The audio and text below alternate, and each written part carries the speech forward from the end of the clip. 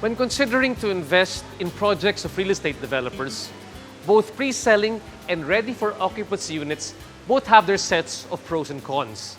But they are both good investments which our home loan partner, Security Bank, can help you attain.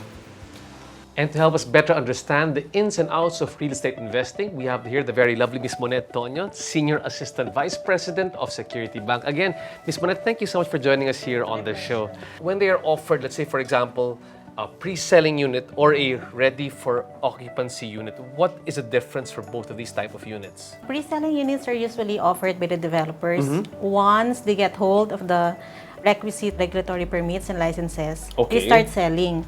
But the actual housing units or the condominium units are not yet fully constructed or fully built. But there is a certain advantage to actually Yes. investing at the pre-selling unit. I presume that the prices are lower? Yeah, you can get property at a lower price initially, and then the market value increases over time as the development progresses. Now, aside from going for the pre-selling units, you also have what you call the ready-for-occupancy units. Are these ready-for-occupancy units also from the developer, or are these, for example, previously owned by somebody else and they were sold to somebody There are else? also ready-for-occupancy units from the developers, but there are a lot of RFO units from previous buyers. From previous These buyers are, already. yeah. So let's talk a bit more about the ready-for-occupancy units. What is the advantage there or the disadvantage there? Is the price, I'm sure it's already higher than from a Yes, pre-selling from unit. the pre-selling unit, but as the term implies, the unit is already built, so the buyer can readily move in right after he pays the required down. The difference is for pre-selling, the buyer gets to enjoy lighter payment options.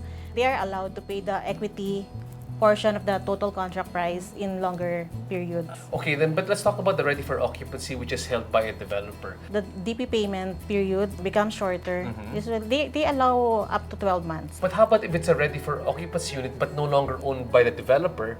Can you still go back to the bank to get financing for that? Yes, you can still go to the bank to get home loan financing, but this time the bank will deal with your individual seller. So preferable that the ready-for-occupancy unit, to make things a lot easier for the first-time home loan borrower, is to get an RFO which comes from the developer. Now also, you know, if you're a first-time home loan borrower, how can they tell which one is recognized or is credible or has got a good track record? When they go to Security Bank, can you help them with that? Yes, we are accredited with the major developers in the country today, like Ayala Land, Mega World, SMDC, DMCI, Philinvest, and Vista Land, among others. We have also accredited some of the major middle-tier developers. For a complete list of our developer listing, they can go to the Security Bank website. Ms. Monette, thank you so much for all the advice. But I think this is the most important one for all those who want to take out that home loan.